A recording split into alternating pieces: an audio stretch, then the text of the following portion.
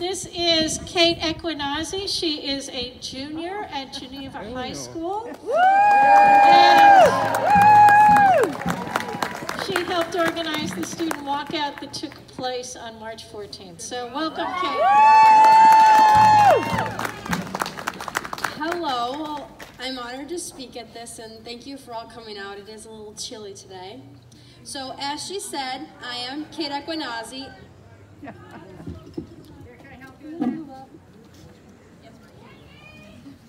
I don't know.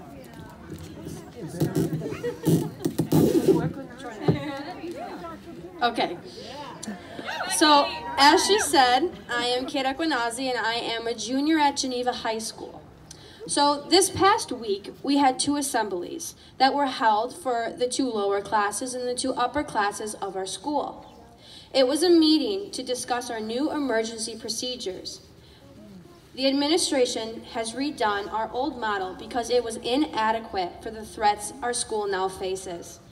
When we are in lockdown, the highest form of security, we are directed to not respond to the fire alarm or anyone on the PA system, and wait for police.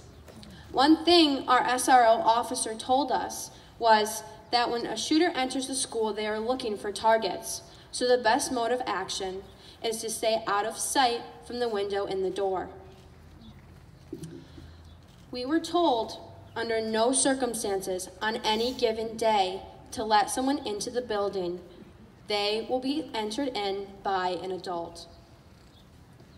But what truly made us all realize the horrible reality was when our principal told us the statistic that 10 fatal school shootings happen each month in 2018. This assembly happened on Wednesday. For the rest of the week, this is what everybody was talking about. Teachers went over procedures that would be taken if this were to happen in our classroom. Tape was put on all of the floors so students knew where to stand in case a school shooter entered the building so they could not be seen by the window. Rooms were rearranged so cabinets were next to doors so we could use them as a barricade if this ever were to happen. Our school was preparing for battle. That should not ever be considered. Our school was preparing for a battle that I should not have to prepare for. We should be preparing for our next test. We should be preparing to graduate. We should be preparing to have the ability to go out into the world and make a difference.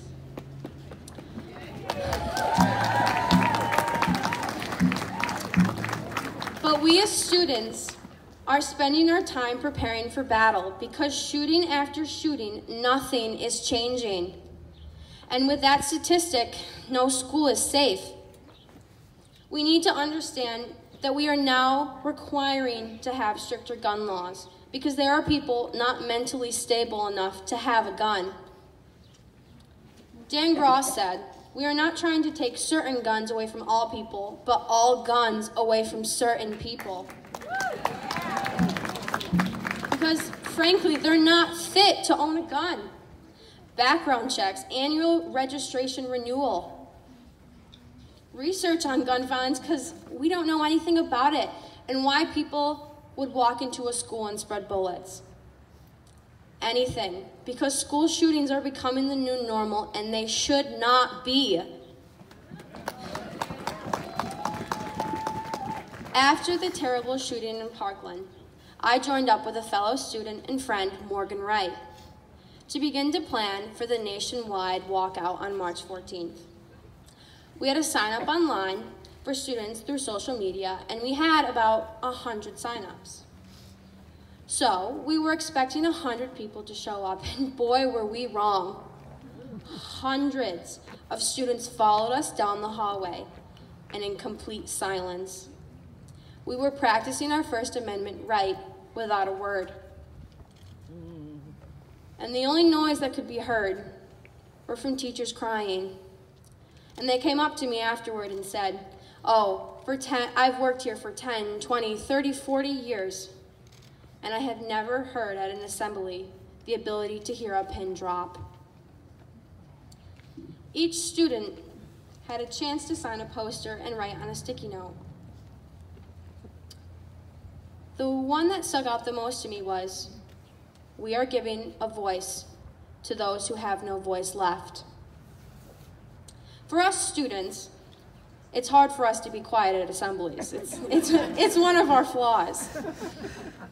But when we are being attacked and when our safety is in danger, we are silent. It's cold. Unlike others, us students understand that there needs to be change. And people like me and other speakers are here because we are the future of this country, and frankly, we need to fill the voice and begin the change. Thank you.